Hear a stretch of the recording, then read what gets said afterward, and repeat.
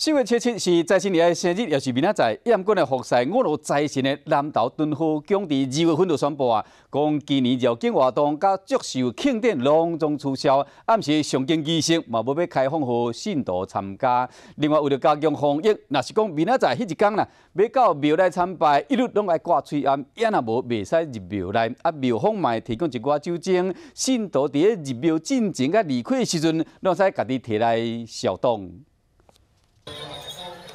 这是永年财神爷过生日的时阵，南投敦化宫热烈的情况。不过为着防疫，今年绕境活动甲庆典拢取消。节目游街拢暂时停止，祝寿的都是咱上京甲咱委员干事来参拜。 活动虽然取消，不过也受信徒会伫财神爷生日时来参拜，为着避免群聚感染，庙方规定要来到庙内一定要挂嘴罨。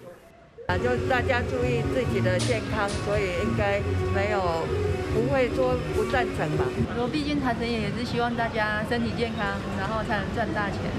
庙方嘛伫服务台准备酒精，呼吁信徒伫要入庙进前，甲参拜完离开进前，拢爱消毒双手，减少感染机会。